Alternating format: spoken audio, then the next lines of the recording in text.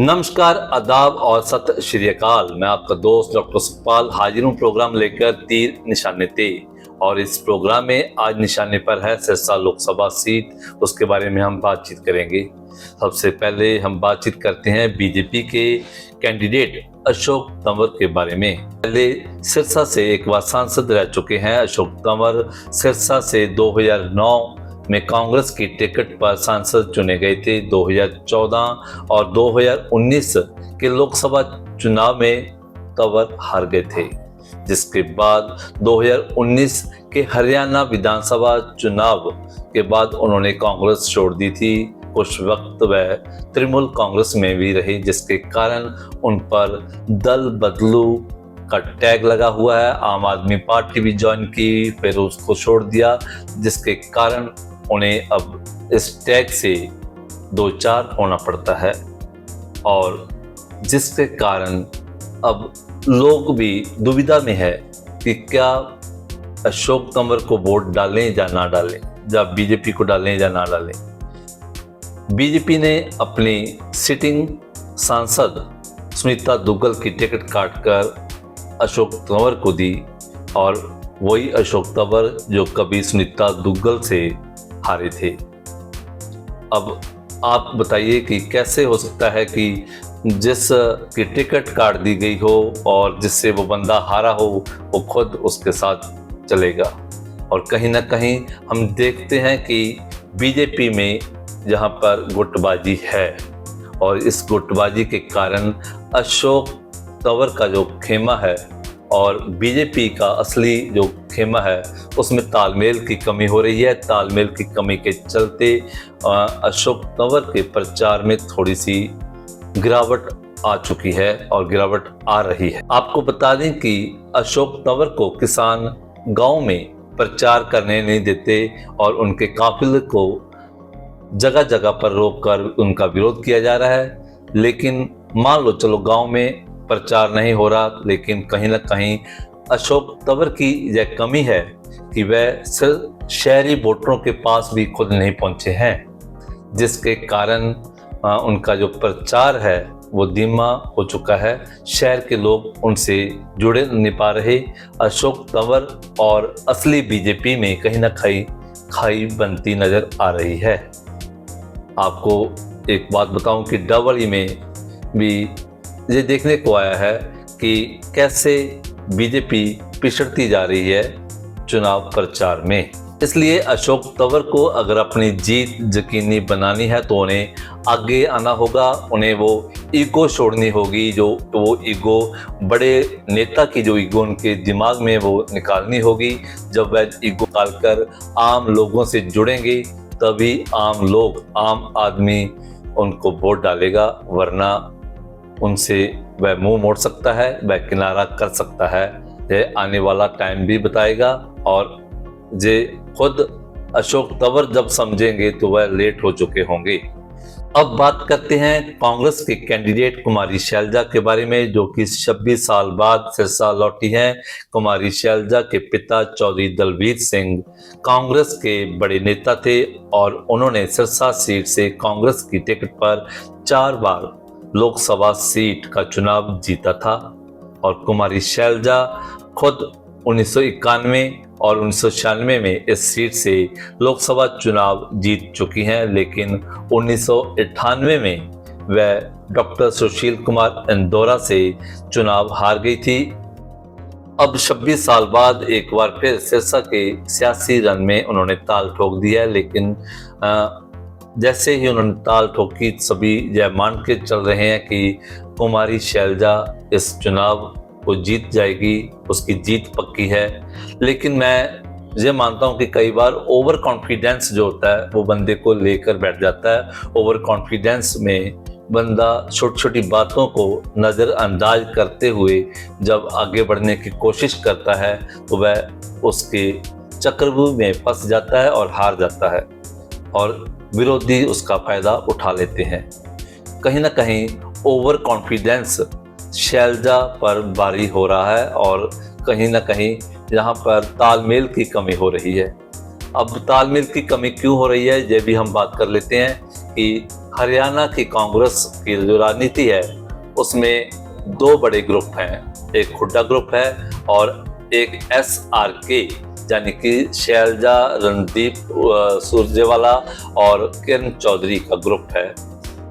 ये दो ग्रुपों में आपसी तालमेल नहीं, कांग्रेस पार्टी के तो एक पार्टी में तो है लेकिन आपस में इनकी नहीं बनती है। इतना हम जान चुके हैं कि जब इन्होंने अपना नॉमिनेशन जिस दिन दाखिल किया था उस आए थे भूपिंदर सिंह हुड्डा नहीं आए थे। अगर वो आ जाते तो शायद और तस्वीर होती, लेकिन वो नहीं आए, जिसका कारण कुछ हो सकता है। और एक बात आपको बता दूं कि जो सिरसा लोकसभा सीट है वह हुड्डा ग्रुप के होल्ड में है और यहाँ पर कालांवाली और डबवाली में जो विधायक है वह हुड्डा ग्रुप के हैं और हुड्डा ग्रुप के जो विधायक हैं उनके विरोधी ग्रुप की लीडर आगे बढ़े, क्योंकि आने वाले विधानसभा चुनावों में अगर शैलजा यहाँ से जीत कर जाती है तो उनके लिए एक नई मुसीबत खड़ी होगी कि शैलजा ग्रुप के जो लोग हैं वो भी टिकट की दावेदारी ठोकेंगे और वह कभी नहीं चाहेंगे कि टिकट की दावेदारी वह लोग करें जो कि शैलजा के जीत के बाद जो कर सकते हैं। इसलिए कहीं ना कहीं वो भी शैलजा ग्रुप में एक बड़ा टर्निंग पॉइंट हो सकता है ना। इसमें आपको बता दें कि अगर शैलजा खुद आगे नहीं आई, आगे नहीं बढ़ी, ओवर कॉन्फिडेंस में ही रही तो उसे नुकसान होना पक्का है, क्योंकि शैलजा एक बड़ा चेहरा हो सकती है लेकिन जो नई पीढ़ी आई है, युवा पीढ़ी, उसमें वो बड़ा चेहरा नहीं है। ये मानना पड़ेगा कि जो 26 साल बाद एक नया वर्ग, वोटर वर्ग नया खड़ा हुआ है, वो शैलजा को एक बड़ा नेता नहीं मानते। उनके लिए तो एक बार पहली बार आने वाला एक नेता है। दूसरी बात यह है कि 26 साल बाद शैलजा सिरसा लोकसभा में आई है और तब से लेके अब तक काफ़ी बदलाव आ चुका है पार्टी में, नया युवा वर्ग जुड़ चुका है और पुराने जो उनके समय के पार्टी वर्कर थे वो कहीं ना कहीं जा तो अलविदा कह चुके हैं पार्टी को, या कहीं ना कहीं अपना जो छोड़ चुके हैं राजनीति को, घर में बैठे हैं और बहुत कम लोग हैं जो उनके साथ उस टाइम थे और आज हों, जिसके कारण शैलजा को काफ़ी नुकसान हो सकता है। और उनका जो प्रचार है वो भी इतना तेज नहीं है, इतना कि इनेलो पार्टी ने अपना प्रचार डोर टू डोर शुरू कर दिया है। उन्होंने सभी पार्टियों को पछाड़ते हुए इनेलो पार्टी ने संदीप लोट के हक में वोट मांगे हैं और डोर टू डोर वह जा रहे हैं, हर एक शहर में, हर एक गांव में, और उनका जो प्रचार है काफ़ी हद तक फास्ट जा रहा है दूसरी पार्टियों के मुकाबले। इनेलो पार्टी ने अपना जो प्रचार, डोर टू डोर प्रचार है, सभी पार्टियों को पछाड़ते हुए सिरसा लोकसभा सीट में शुरू कर रखा है। वह पूरे आगे बढ़ चुके हैं प्रचार के मामले में। संदीप लोट जो कि उनके कैंडिडेट हैं, उनके लिए वह घर घर जाकर वोट मांग रहे हैं। उनके स्थानीय जो कि नेता हैं, जो लीडर हैं, वो आगे बढ़ रहे हैं और अपनी पार्टी को मजबूत करने में जो संगठन है उनका वो आगे बढ़ा हुआ है। जहां पर आपको बता दें कि बीजेपी और कांग्रेस का जो संगठन है वो पीछे है और इनेलो का संगठन काफ़ी हद तक आगे बढ़ चुका है। प्रचार के मामले में इनेलो आगे है। ये नहीं कह सकते कि कौन जीतेगा कौन हारेगा, लेकिन कहीं ना कहीं जो वोट बैंक है वो एक पूरी किंग मेकर यानी कि जिताने और हराने में अपनी भूमिका निभा सकता है।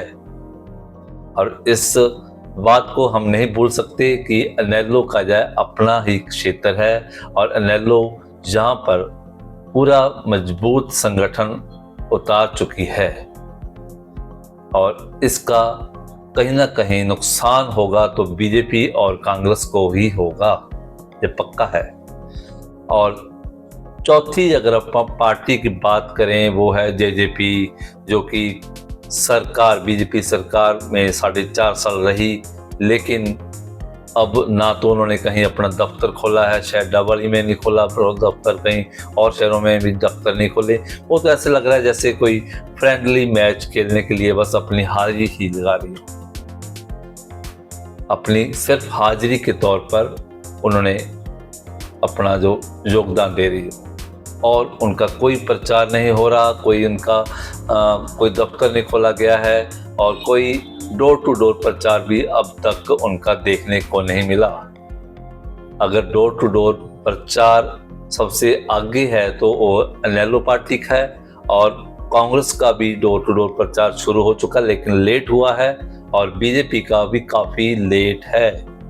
और इसका मैं आपको बता चुका हूं कारण क्या है। कारण आपको मैं पहले बता चुका हूं कि कहीं ना कहीं जब तालमेल की कमी है अशोक तंवर के ग्रुप की और बीजेपी के ग्रुप की, वहीं हुड्डा ग्रुप और शैलजा ग्रुप। और आने वाला जो टाइम है, कौन जीतेगा कौन हारेगा, वोट किस करवट में बैठेगा, वह तो रिजल्ट ही बताएंगे। लेकिन रणनीति जो है, रणनीति में गुटबाजी हावी होगी तो वह हार का कारण होगा। उम्मीद है आपको आज का जो हमारा प्रोग्राम तीर निशाने ते काफ़ी अच्छा लगा होगा, रोचक लगा होगा। हमारी जो जानकारी दी गई है उससे आप सहमत होंगे। अगर आपको अच्छा लगे तो इसको आगे शेयर करें, कमेंट करें। अगर कोई कमी है तो वो भी हमें बताएं कमेंट कर, ताकि हम आगे से इसमें और सुधार कर सकें। हम सच की आवाज़ उठाने वाले हैं और हम सच की आवाज़ उठाएंगे। जहाँ पर हमें गलती लगेगी, जहाँ पर हमें कमी लगेगी, वहाँ पर हमारा तीर निशाने पर लगेगा ही लगेगा, यह बात पक्की है। ओके, अलविदा दोस्तों। आगे कल फिर मिलते हैं एक नए एपिसोड के साथ।